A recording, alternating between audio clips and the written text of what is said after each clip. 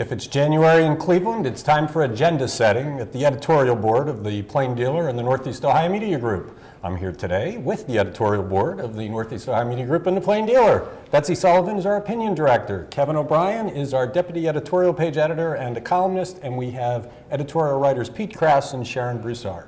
Each year at this time, the board gets together to pick the topics that they think are important to pursue throughout the year. We're in that process now. We figured it's a good time to talk about what we're thinking about. Will it be the lake? Will it be the schools? Will it be the police? Or will it be all of the above? Betsy, why don't you get us started with what you think is important? Well, and before I get into that, I do want to say that this year, for the first time, we've had extraordinary response from readers with their ideas, and we've had more than 1,000 votes cast in our online poll, which shows that at least those who are voting in the online poll feel that reforming the Cleveland schools is the top priority. And I think that we would agree that that is going to be a top agenda item for this year. But also job retention and kind of continuing the momentum about downtown Cleveland in terms of attracting young people, keeping up the positive vibes and that kind of thing. And I think that that's significant. Today is the last day, in fact, to contribute, for readers to contribute their ideas to be considered for our agenda and also for publication. So if you go online, look for that reader poll. We'll attach it to this video post so you can vote in that, and information on how to submit your ideas as well.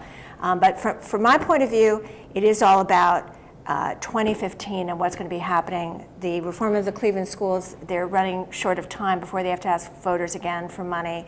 The getting ready for the Republican National Convention, the various downtown projects that need to be completed by then, the beginning of this is a budget setting year in Columbus, and how that they can help us improve our infrastructure and get ready for the convention.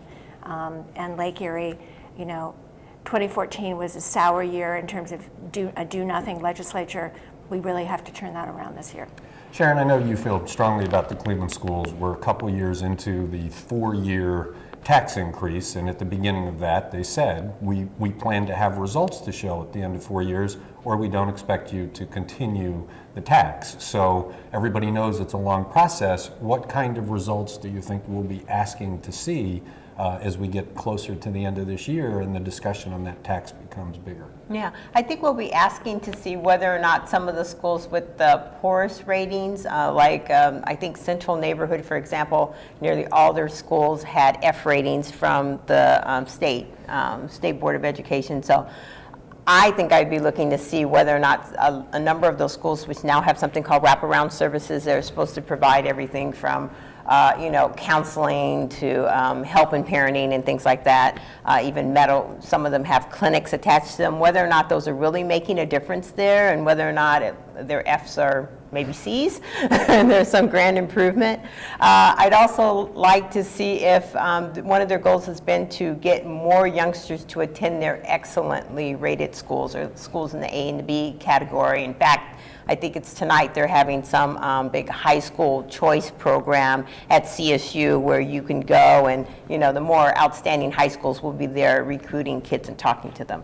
So whether or not they're able to shift people's mindset to not just sending their kids to the neighborhood school no matter the rating, but instead looking for the best school and getting their kids into those. So those are some of the things that I think we'd like to see.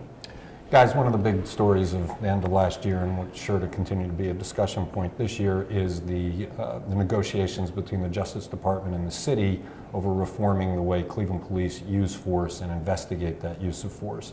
How much do you think that's part of the agenda for this year?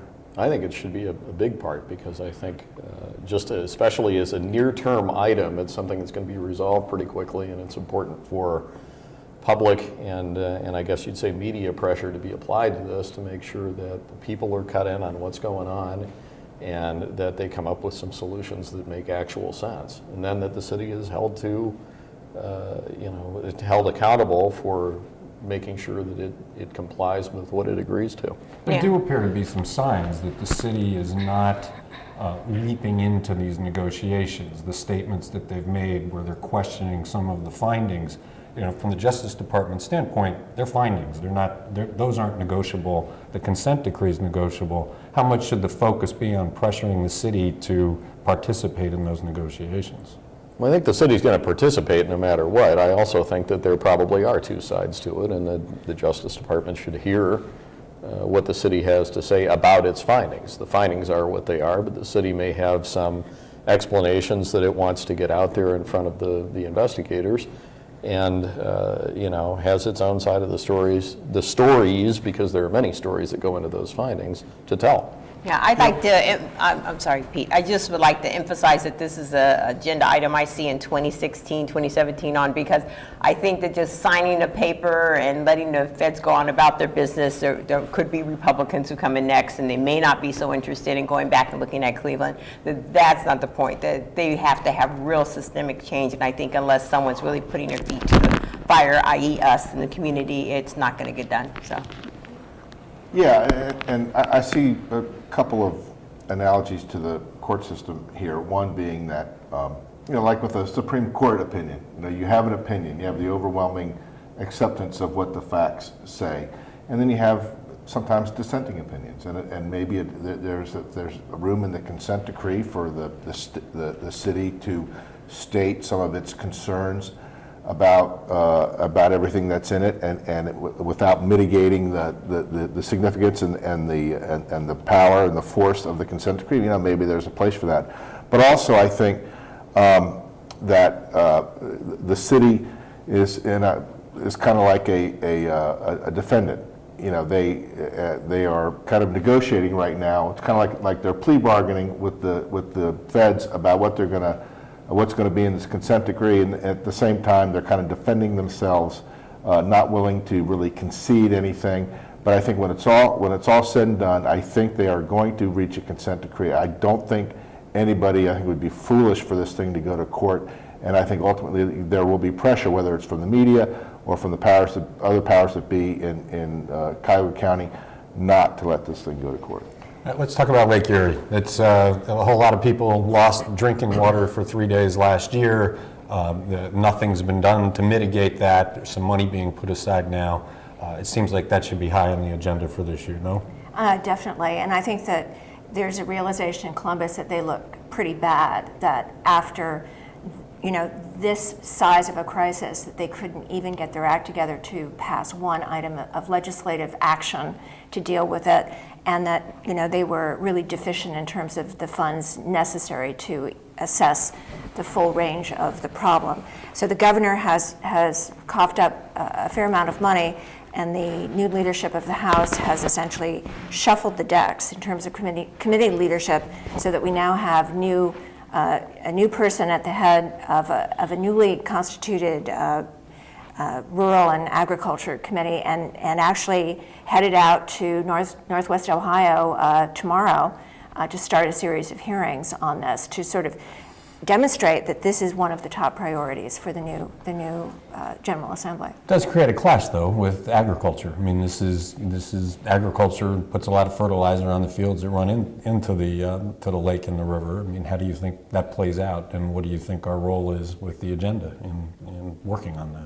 Well, I think it's a solvable problem, first of all, and I think it may be easier to solve than a lot of people might believe. They have to figure out what the source of the feed for the algae is.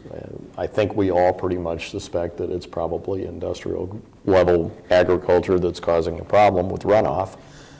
They need to determine where it's coming from, how they're going to stop it.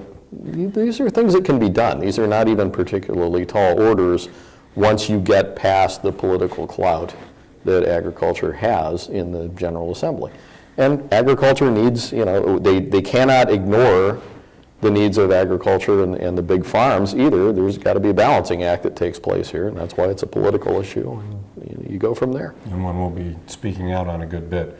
You talked about rebranding the city. How does that play into the agenda for next year, or this year? Well, we had a meeting yesterday with the full editorial board, and one of the issues that we discussed were things that we could really impact this year. Narrow things or broader things that will have not only an immediate effect, but will have a lasting effect. So, and that will affect a lot of people. So I think that this isn't just rebranding Cleveland, which we actually have very great successes in, because we're at the top of the must-visit list of a lot of organizations for this year, but also the whole region, kind of looking at the region as a whole, strengthening the core, but also making sure that we're not neglecting pockets of Cleveland, we're not neglecting the inner ring suburbs, that we're that we're addressing these issues of where the tax burden is shifting and trying to revitalize our regional economy as well. I know, Pete, you've talked about job creation, which is an interesting one for an agenda, because what do you advocate for the job creation? What are your thoughts there? Well, yeah, obviously, if companies are going to create jobs, they're going to do it because it makes sense. It makes financial sense, economic sense. So to what extent can the government get involved in that? Maybe tax policy. If there are certain things down in Columbus where we feel like the tax code should be changed to help businesses, we may want to weigh in on that. I think we want to keep a close eye on Jobs Ohio, which is the quasi-private economic development arm of the state, and whether or not they're marshaling their resources in the proper way, or in a way that can truly benefit startups and entrepreneurs and job creation.